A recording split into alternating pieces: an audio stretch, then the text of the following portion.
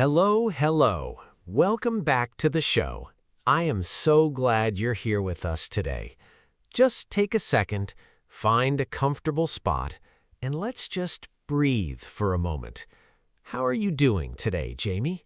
Honestly, Alex, I'm feeling a little bit like a messy person today. I woke up, I looked at my to-do list, and I just wanted to hide under my blanket. Do you ever have those mornings? Oh, every Tuesday and Wednesday and sometimes Monday. It's that feeling of wanting to do everything, but having the energy to do, well, nothing. Exactly, and I think that's why I wanted to talk about discipline today. But not the scary kind, not the wake up at 4 a.m. and run a marathon kind of discipline. That sounds exhausting. It does sound exhausting. When people hear the word discipline, they think of a strict teacher or a difficult boss. They think of rules and punishment. But I've been thinking that discipline is actually something much softer. It's like a gift you give to your future self. A gift? That's a lovely way to put it, Alex. Tell me more about that. What do you mean by a gift for your future self? Well, imagine this. It's 10 p.m., you are tired, you see a dirty glass on the table, you really want to just go to bed and leave it there. But then you think, if I wash this now, the Jamie who wakes up tomorrow morning will have a clean kitchen and feel happy. So you wash the glass. That is a small act of discipline. Oh, I see. So I'm being a friend to the tomorrow Jamie. I like that. Because when tomorrow Jamie walks into the kitchen and sees a mess, she feels stressed immediately. But if it's clean, she feels calm. Exactly. Discipline is just the bridge between the person you are now and the person you want to be. It's the path, and you don't have to run down the path.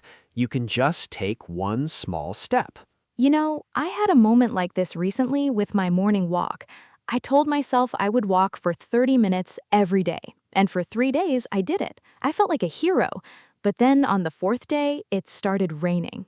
Ah, the rain, the enemy of the morning walk. It really is. I looked outside and I said, nope, not today. But then I remembered what we always talk about, just doing the smallest version of the task. So I put on my shoes. I didn't even go outside. I just put on my sneakers and walked around my living room for 5 minutes. That's amazing, Jamie. Truly. Some people might laugh and say, 5 minutes in your living room? That's not a workout. But they are missing the point. Right? Let's explain that again for anyone listening who feels frustrated. Why is 5 minutes better than 0 minutes? Because you kept the promise to yourself. That's the core of discipline, keeping promises. When you say you will do something and you don't do it, you lose a little bit of trust in yourself. But when you do even a tiny bit, you prove to yourself that you are a person who shows up.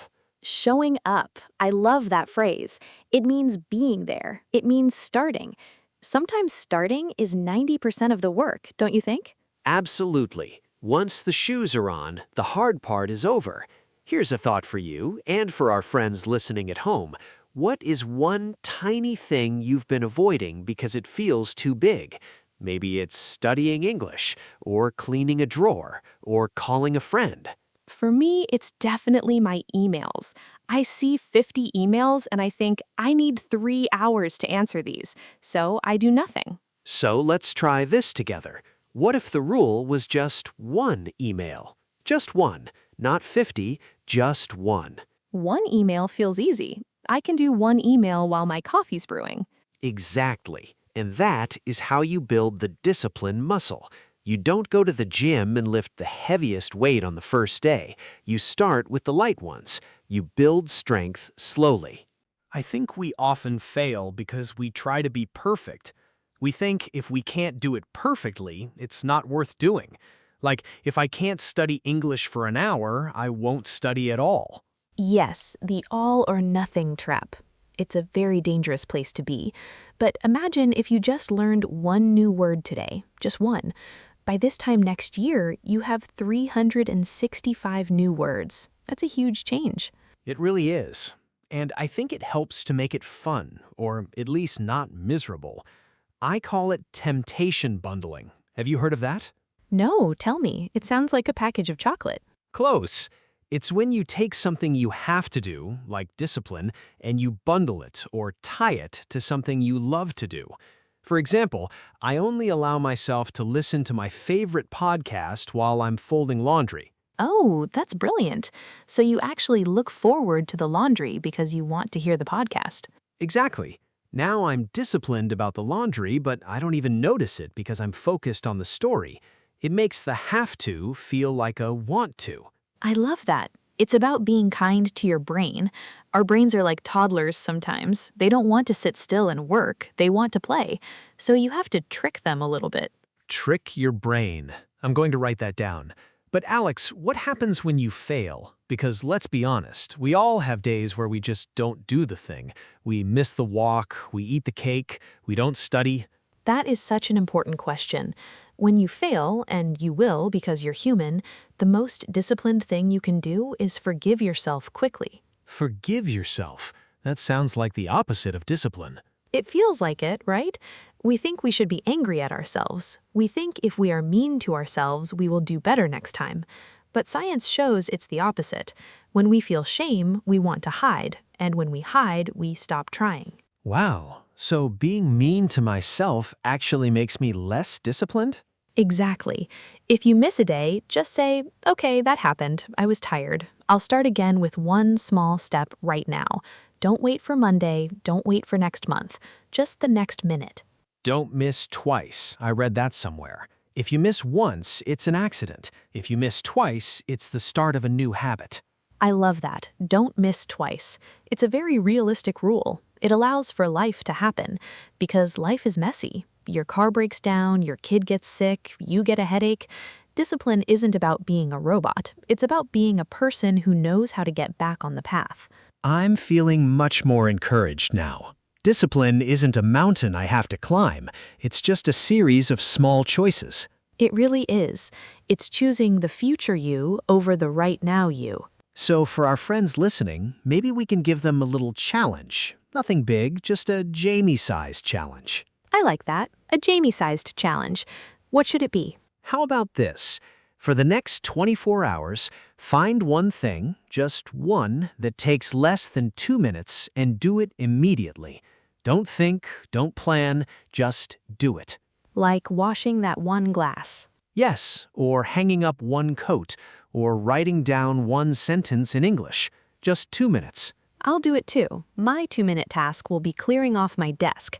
It's covered in paper right now, and it makes my brain feel crowded. Oh, crowded brain. I know that feeling. It's hard to focus when your space is messy. It really is. You know, Jamie, I think the reason we talk about this so much is because we want our listeners to feel powerful. Discipline gives you power over your own life. It means you are the captain of the ship, even if the waves are a bit rough. I love that. The captain of the ship. And even if the ship is moving slowly, as long as you are steering, you are going somewhere. Exactly. You're doing great, everyone. If you're listening to this, you're already investing in yourself. You're already showing up. That is a form of discipline right there. You're right. Listening to a podcast in English for 20 minutes? That's hard work. You should be proud of yourselves. Truly. It's been so wonderful chatting with you today, Jamie. I feel like I'm ready to go face those papers on my desk now. And I'm ready to go check on my plants and maybe answer one email. Just one. That's the spirit, one at a time. Well, I think that's a good place to stop for today. Thank you for sitting with us, friends. It feels like we're all in this together, doesn't it? It really does. We hope you feel a little lighter and a little more motivated. Remember, be kind to yourself, keep your tiny promises, and don't worry about being perfect. We'll be here waiting for you in the next episode. We have some more stories to share and some more thoughts to dive into. Until then, take care of yourself. And keep taking those small steps. They add up to something beautiful. Bye-bye for now. See you next time.